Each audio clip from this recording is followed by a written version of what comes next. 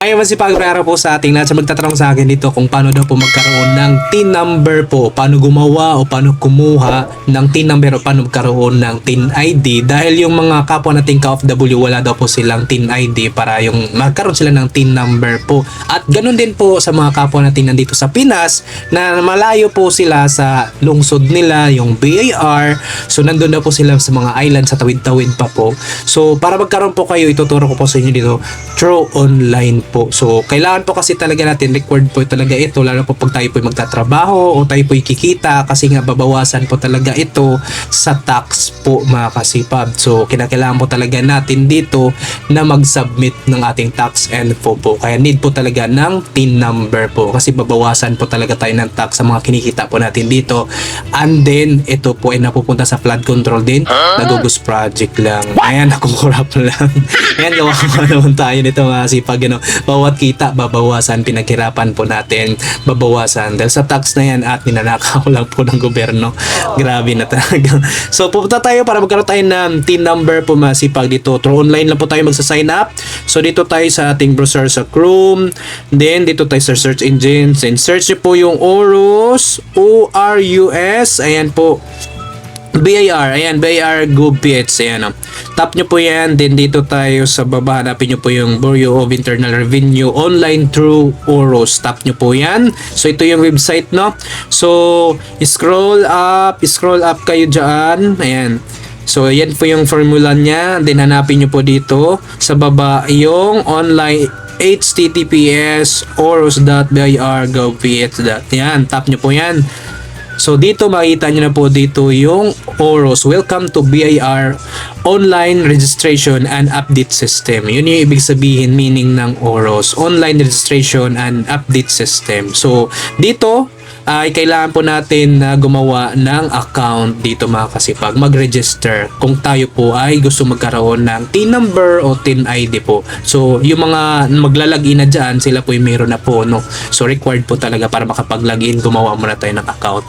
New registration, and select nyo po yan, tap nyo po, and then makikita nyo po dyan yung as an individual. So tap nyo po yung arrow ha, then as an individual, tap nyo po. And then, dito naman po tayo sa baba. Ayan po mga kasipag. So, makikita nyo po dyan sa baba yung create an account. Tap nyo po yung create an account. Ayan, kasi gagawa pa po tayo. Hindi pa tayo makapag-login. Required talaga na kailangan natin ng password dito mga kasipag. And then, yung account natin. So, scroll up. Basahin nyo po dyan mga kasipag yung OROS Terms of Service and User Agreement. Ayan, basahin nyo po. Alam mo naman tayo mga Pinoy. Scroll up, walang pakialam. Mga tamad magbasa sa mga agreement, yung terms and nila services. Ayan. So, disclaimer. Ayan po, napakahaba. And then, merong box dito. Yun, para mag-highlight yung green, yung agree. Ayan, tap nyo po itong box. Select nyo po yan. Ayan, so nag-highlight na ng green yung agree. Tap nyo po itong agree.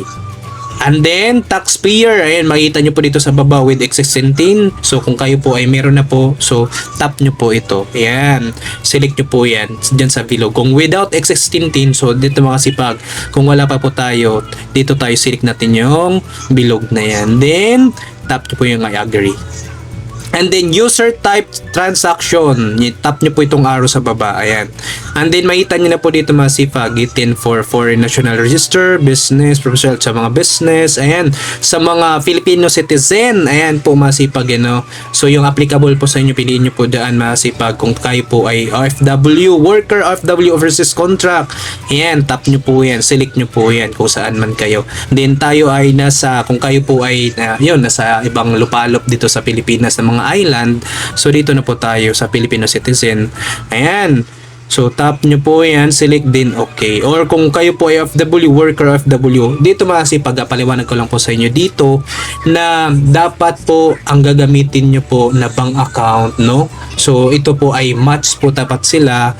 Kung ang bank account nyo mong ginagamit ay dito sa Pinas, mga kasipag, so dito ka po kukuha ng TIN number po mga kasipag. Pero kung ang bank account nyo po ay sa ibang bansa, gagamitin nyo po mga kasipag ay TIN number po doon mga kasipag sa ibang bansa. Kailangan magmamatch po para hindi po tayo ma-on-hold sa sahod po. Yun po yung karamihan na na-hold po mga kasipag. Kasi kailangan magmamatch po talaga itong dalawa na to yung tax info po natin, bank account info po natin dito mga kasipag. So yung kung wala ka pang bank account dyan mga kasipag, meron po ako ma-recommend po sa inyo. Nasa baba po yung link. Napakadali lang po. Through online lang din po yan dyan. Wala ka na pong babayaran na maintaining balance po mga kasipag, na ma-stress ka dyan, magkakaroon ka pa ng penalty monthly pag once na hindi mo ma-maintain yung 5K. Karamihan 5K maintaining balance monthly kasi magagamit talaga natin yung 5K na yan. Kaya meron po akong tutorial yan. Nandyan po ang link sa baba po masipag para magkaroon ka po ng bank account po masipag. Through online lang po yan. So nandyan po ang link para kung kayo ay nasa Pilipinas po mga kasipag. So tayo ay nasa Pilipinas naman po. So ito, kuwari na lang sa akin yung mga nasa island, yung malalayo po, no, Filipino citizen. Tap nyo po yung okay. Yung OFW select nyo po yan. So ito na po yung i-fill out natin. Ayan po, fill upan nyo po ito masipag dito through identity po masipag totoo, legit po dapat be authentic, no? So yung last name, middle name, ayan, kung ikaw ay junior, civil status, gender, and email, active na email na yun yung ginagamit nyo po kasi dyan po sila mag-i-email, mag-message po, lalo na yung OTP po masipag for security at para ikaw po ay verify mga kasipag at para po ikaw ay ma-register na po. So gumawa ka ng password, strong password, no? Yung pasado po dito sa, yung qualify dito sa Oros, no? Sa site na ito na magkaroon ka dyan, dapat hindi mo po makakalimutan yan. Then select nyo po yung I'm not a robot, and then pag ayan, na-select nyo yan, register nyo po. So sila po ay mag-email po sa wari. So ito, tap natin. Hindi na ako nakapag sign up, and then nakapag-fill out, register. So hindi ako pinayagan, no. Kinakailangan i-sign out para to. So hindi na muna kasi meron na ako mga kasipag, So be authentic lang dyan, ha. Then yung meron silang isi-send na OTP po mga kasipag, 2 beses po yan, no. Sa inyong email, ayan, check nyo lang po yung inbox or doon po sa spam, baka nandun po, ha.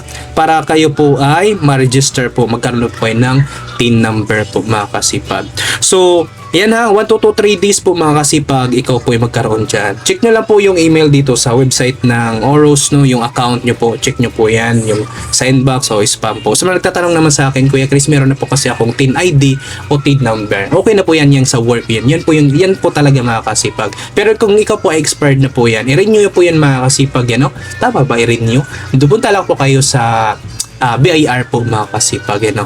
So, yan po. Sa mga OFW po natin dyan, ganun lang din po ang ma-advise ko lang po talaga dito ay dapat mas maganda kung ano yung bank account nyo or saan man kayo kumuha ng TIN number, dapat dun po sa bansa na yun yung bank account nyo po na gagamitin. Kaya nandyan po yung link, ha, yung mga nandito sa Pinas, free lang po yan, through online lang po yung paggawa ng bank account dyan. Wala pa po kayong babayaran na maintaining balance po mga kasipag.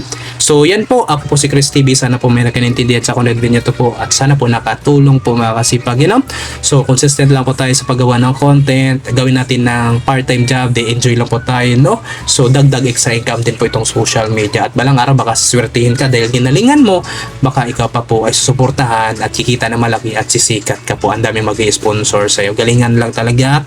So wag mahiya hanggat hindi tayo gumagawa ng masama po, wag lang tayong makakaapak ng mga kapwa natin tao, no? So yan lang po masipag, ako po si Chris TV, sana po nakasubscribe kayo sa ating YouTube channel, no? Kung meron kayong mga suggestion at katanungan po masipag, mag-comment down below sa baba para pag nabasa ko yan, sasagutin ko yan at magagawan pa natin ng content video yan hanggang sa ating makaya. At huwag po kalimutan mag-like and share masipag. Maraming salamat sa panood. Have a nice day and God bless all.